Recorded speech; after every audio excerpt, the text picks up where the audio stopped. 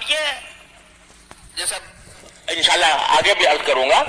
کہ یہ توبہ کا عمل ایسا ہے کہ جو مسلسل چلنا چاہیے، اور مسلسل چلنے کا معنی یہ ہے کہ ہر روز رات کو بیٹھ کے اپنے باری تعالیٰ کی بارگاہ میں یہ عرض معروض کر لیا کرو کہ اللہ میں نے پتہ نہیں کس طرح دن گزارا، جہاں کہیں میری غلطی ہوئی، میری آنکھ بہکی، میری زبان بہکی، میرا دل بہکا، اے اللہ اس کو معاف فرما دیجئے۔ ہر روز کا اختتام اس تھوڑی سی گزارش پر ہو اللہ تعالیٰ کی بارگاہ میں۔ ہمارے حضرت ایک بزرگ تھے، حضرت بابا نجم حسن صاحب رحمۃ اللہ علیہ، حضرت تھانوی رحمۃ اللہ علیہ کے مجاز صحبت تھے۔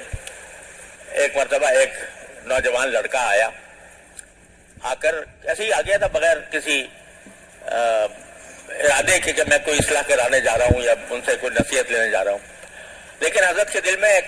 داعیہ ہوتا تھا ہر ایک آدمی کو کچھ پیغام دے دینے کا، تو وہ کام جس کے لیے آیا تھا وہ تو کر دیا، اور چلتے ہوئے کہا میاں نوجوان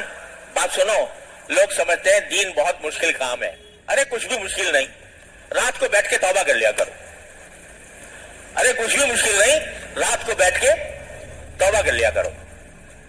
وہ بات اس اللہ تعالیٰ کے بندے کے دل پر ایسی لگی کہ پھر اس کے بعد اس کی زندگی بدل گئی، اور اللہ تعالیٰ نے اس کو کہیں سے کہیں پہنچا دیا۔ تو بھائی میری گزارش یہ ہے، میں اپنے آپ سے بھی، آپ سب حضرات سے بھی درخواست کرتا ہوں کہ 2 رکعت نماز توبہ کی پڑھ کر پچھلے ساری زندگی پر اللہ تعالیٰ سے معافی مانگ لیں،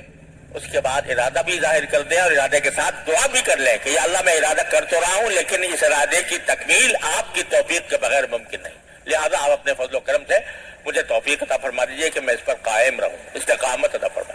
بس یہ دعا کر لیا،